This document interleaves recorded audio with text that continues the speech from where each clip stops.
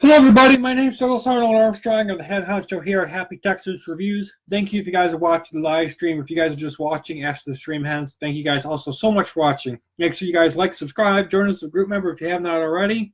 And so we're going to get right into it. This is the final movie in the Maze Runner trilogy. I'm doing the review, of course, for The Death Cure. There's a lot to talk about in this movie, not only because it's 2 hours and 23 minutes long, Not because it's a 2018 action adventure movie that makes no sense sometimes, and then other times it just makes perfect logical sense because the movie needs it to. No, this movie is just a roller coaster of events, and it's just constantly trying to rush things and get things through because they didn't want to make this into a two-parter. I honestly think they should have because it will allow for more depth and things actually make sense and people would actually have better dialogue and this movie was something special. So if you guys haven't already, go ahead and of course scroll down and recently last week I just did The Maze Runner. Unfortunately I was having connection problems with my internet, so I had to split that review for the first movie up to 2 parts, and then I was able to fix my internet problems and I was able to do the Scorch trial, and that's in one video. So if you guys haven't done that, please make sure you guys go ahead and do so. So for The Maze Runner 1, if you guys haven't had a chance to, I'm just going to give you a pre-review. So for The Maze Runner 1 movie, I gave it a 7. And then Scorch Trials, I gave out a 6. So we're going to talk about the positives and negatives for the Death Cure, and then of course you guys will get my final review score. After this, tomorrow evening around 2:30 p.m., I will be doing a special review for a movie called Natural Selection, a film that a colleague of mine, which I can't mention because it doesn't want me to review, so I will be doing that. Also, we only have a couple movies left for list number 6. Thanks, Ted Stahl, for voting in a past poll. I do have another one up. If you guys scroll down, you'll find it for video game review, which I will be doing for list number 7. So I'm not doing any more video game reviews for list number 6. I want to get these last couple movies out of the way so we can start up list 6, which will start off with the Harry Potter series. So for list 6, we are going to be doing Madagascar next week. I'm hoping I can get that out. And then we have, for the last other movies, we have Epic, Smurfs, and then I'm going to probably finish out with Forrest Gump because I know a lot of people have been wanting me to do Forrest Gump. So I will do that last just in case. Just you guys, keep watching my other videos and keep you wondering when it's coming. So I'll let you know when I'm going to do Forrest Gump review. I'm really looking forward to it. I haven't watched that movie in at least 6 years, so I really don't remember much about it. I mean, I know all the memes and run, Forrest, run! But I honestly don't remember the plot all that much. I remember certain scenes, but I don't remember the whole plot. So it'll be fun to watch that again and review it for you guys. With that said, let's get right into the Death Cure review. So for positives, I want to let you guys know there's not a lot. This movie is our train wreck, and if you've seen the movie, you know exactly what I'm referring to when I say train wreck. Oh goodness. So first of all, the opening quote-unquote rescue scene reminds me a lot of Mad Max. Oh, hi, Ruby. Yeah, I'm doing a review. You gotta leave me be, okay? Yeah, sorry about that, guys. Cat's play with me. Leave your camera alone. Where was I? So the opening scene's kind of like Mad Max. There was also a 3-year delay. If you guys haven't noticed, this movie came out in 2018. Scorch Trials came out in 2015. They originally were going to do the whole trilogy back to back to back, just with 1 year split. Unfortunately, there was a 3-year delay between Trials and the Death Cure because Dylan O'Brien, the actor that plays Thomas, had an injury during filming an action scene. So, a lot of people are are we actually going to get a conclusion? I honestly will say it was definitely worth the wait because there was a lot of good things in this movie. It was definitely worth the wait. I enjoyed the scene where Mino is dreaming and he's back in the maze from the first film and he's being chased by the Grievers in this dark tunnel. Really enjoyed that. Driving jeeps in tunnels full of zombies. I really enjoyed that. Kind of reminded me a lot of Call of Duty Black Ops 2, the Transit zombie map. Very similar, kind of, about the annoying lava that can kill you. I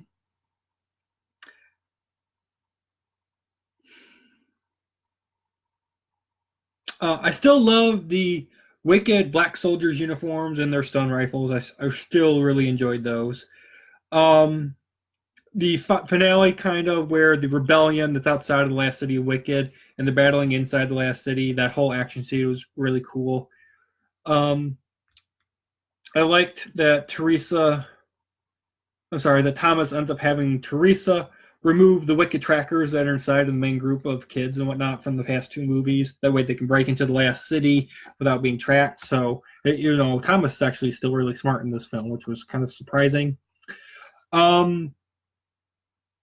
Crank I love the scene where eventually Thomas has to end up fighting Newt because Newt ends up turning into a crank zombie, and the whole fight between them was kind of emotional. Um, the whole Thomas tries to save his friend, and I'm just like, oh, why don't you just give him your Jesus blood and save him? So it was kind of weird that it didn't happen. Still, it was kind of cool. Um, Jansen ends up being a lot more of a villain in this movie, unlike in Scorch Trials. In Scorch Trials, I just thought, okay, he's your typical general dude just following orders and trying to give advice and make sure things don't fall apart. In this movie, he actually turns out to be the real true villain over Ava Page.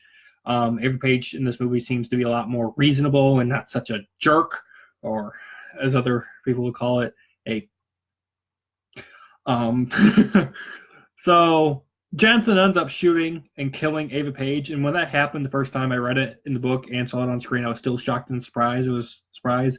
He ends up doing it because Jansen, um, he's just a complete jerk and he wants to save himself from turning into a crank because apparently the flare crank zombie virus is airborne and Jansen's turning into one and he doesn't want to die. So he wants the cure, which is Thomas, all to himself, which is kind of interesting. Also, I like the fact that they were using the crane to lift the bus. It kind of felt like a Mission Impossible stunt. And the fact that one of the best scenes is realizing that Thomas actually is the death cure, and him realizing that, and everyone else realizing that too. And so you're like, so is he going to just get his blood drained out of his body and die so the rest of humanity can live, or is he going to be selfish and whatnot? Not too sure, not too clear.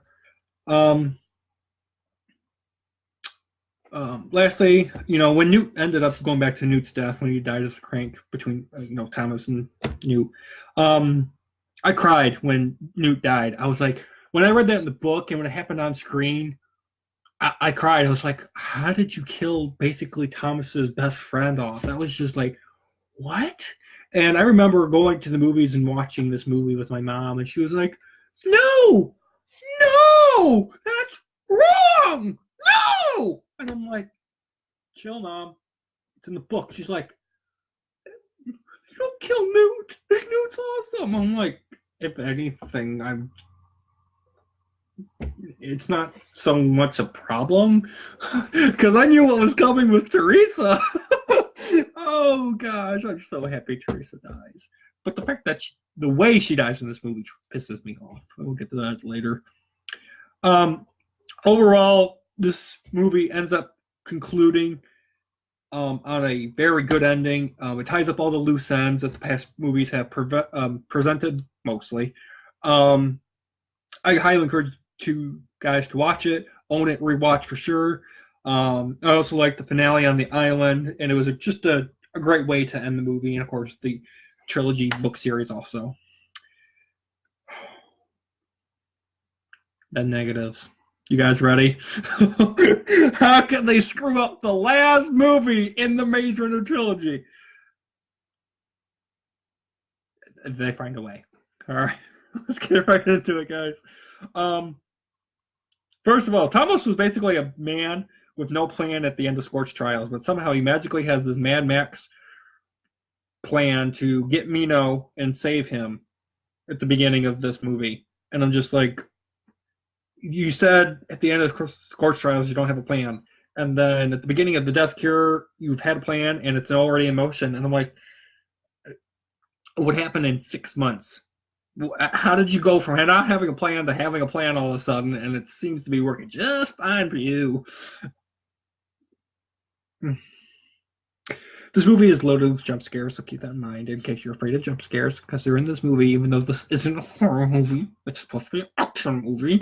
Somehow they manage to throw in jump scares, man. And there's one that gets me all the time. It doesn't matter how many times I see this movie. Mino is basically never in a place that he should be in order for him to get rescued. Surprise or not surprise. And it's because of this plot. And he constantly try to rescue him 3 times. It takes them 3 times to rescue him. First time, they get the wrong train car. Second time, it's just stupid. And then third time, they almost die. And the only way they actually end up getting out and getting Mino out is they jump into a pile of water. And they should have died if it wasn't for Gally being there to help them. But Mino's never around where he should be in order to get survived, and the reason being is the plot just needs to have him not be captured, so the plot can go on and on and on. And there actually be a movie / book. That's the whole purpose of this movie. I felt like is rescuing Mino. It's a rescue mission, and I'm fine with that. And then once they get Mino, it turns into an action movie, and I'm like, why does it take so long to rescue one person? And why is rescuing Mino so important? Save the planet, people! No one cares about this one dude. Because I honestly don't. The actor that plays him, I'm like, I don't care if he lives or dies. I don't care. How about you figure out a cure to the flare virus, people? Thomas is so centered on saving Mino, though.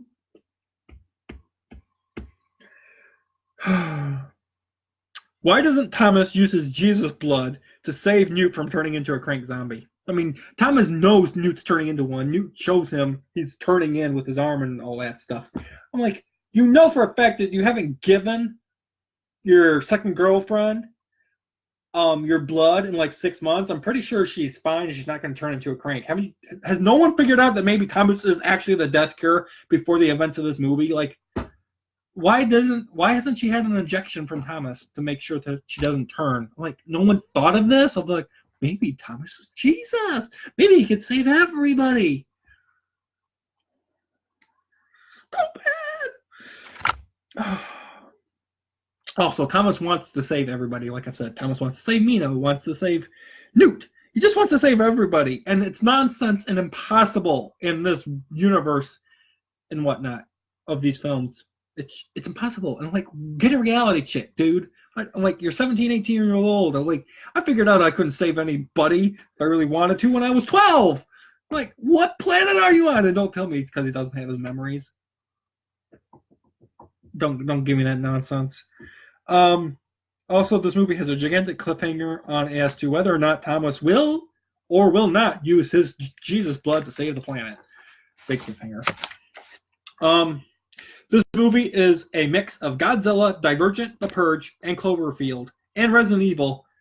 All their action, all their dumbness, and all their screams smashed into one. So if you can actually picture that in your head, which I can, because I've seen every single thing for all those.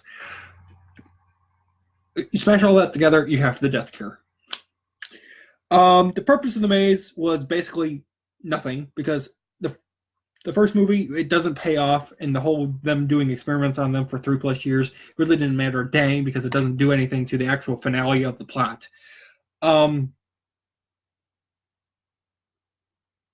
Also, why weren't those that survived the maze sent to the last city that's in this movie instead of some random wicked base? So I know. They couldn't send the kids that survived the maze to the last city because they needed them to get sent to a wicked base. That way there actually could be a middle point of them, so that way the author could have the movie The Scorch Trials. Because if you think about it, if they just took the kids that escaped from the maze to the last city, The Scorch Trials never would have happened. Because you can honestly skip the Scorch Trials. You literally can go from the Maze Runner to the Death Cure and not miss a dang thing. You might be like confused of like who these characters are and whatnot, but like all you need to do is like maybe watch Scorch Trials once and you can skip it. Next time I plan to watch this trilogy, I'm just gonna skip the Scorch Trials because honestly, watching the Scorch Trials was such a slug. Even when I was watching it to review it, I was just fast forwarding. I'm like, yep, know this, yep, seen this 100 times. Yep, this is predictable. Ooh, look, the right arm. Ooh, look, but now final battle. Ooh, this random person just died. You can skip the Scorch Trials. And this movie just proves, Death Cure proves that the Scorch Trials sucks. Wicked is using trains and not aircraft, or helicopters to transport prisoners like Mino. Like, they have all this technology that makes it so they don't have to worry about the undead, cranks and whatnot. But they're transporting all these high-value kids on a train. Why don't they transport them on the helicopters that show up and are protecting the train? Which, of course, are far off in the distance and not even hovering above the damn train. Stupid security. There's basically no physics. Physics doesn't exist in this movie whatsoever, and many of the actions that happen in this movie have no consequences. This film proves, like I said, that you can skip the Scorch Trials. A lot of people, especially Thomas, they run in headfirst into danger in this movie constantly without thinking at all. Big thing. Gally somehow is still magically alive, and he's working with the other good humans / rebellion to break into the wicked last city. So apparently taking a sphere to the heart didn't kill him, and there are only explanation in this movie. I think there's an explanation in the book, I can't remember. But in this film, they're all like, how did you survive? I'm like, oh, you left me for dead. But I didn't die, because these people found me right after you guys got taken by Wicked. So, sphere to the chest near the heart doesn't kill you. Didn't puncture a lung. You didn't bleed out. You just laid there and waited for someone to rescue you.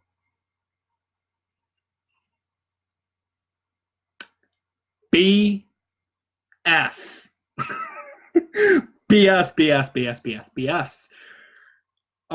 There's a lot of subplots that are started in the beginning of this movie, like the leader of the right, the rebellion, and they just never have a conclusion, or they conclude and you're like, okay, that happened real fast. Also, this movie doesn't explain how Newt gets infected by the flare, because technically he's supposed to be immune to it. I mean, I guess the older generation of humans aren't, but he's a kid. He's not even like 17, 18. I'm like, how is he being able to be infected by the flare? He's supposed to be immune. And even if he wasn't immune, they never showed him getting bitten. Even if the thing is airborne, wow, Newt just turns kind of fast. Somehow the flare, by the way, the flare virus somehow is airborne. Why wasn't that told at the beginning of the Maze Runner, or at least at the end? Like, it's now all of a sudden in this movie, it takes 2.5, takes two and a half movies for them to say that the flare virus is actually airborne, and that's really convenient for the plot. What? If it's airborne, and it's been airborne for like 3 to 4 years, how come the human race still isn't extinct and hasn't been all turned into cranks? Why does the flare virus take so long to turn humans into cranks? This is a lame virus, if you ask me. Thomas and Teresa kissing when Teresa's about to die just didn't have any emotional impact on me. Then, of course, Teresa dying with both dumb in the book and dumb in the film. They basically just can't jump off of a ledge. I mean, she has a couple seconds before the building that she's on top of crashes to the ground and collapses, and she just stares at everybody on the helicopter and Thomas like this. I'm dying! Don't help me, because I'm going to jump off the ledge and get to the chopper. God, I hate that scene in the book of movie. It's so dumb. It should be on. It's just dumb. It's dumb.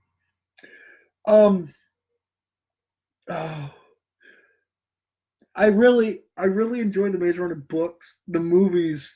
When I watch these again, I need to make sure I am like partially drunk, or at least just have some alcohol in my system to make it so my brain isn't thinking of how stupid some of this stuff is in these movies. I'm going to skip the Sword Trial. I've seen that movie so many times.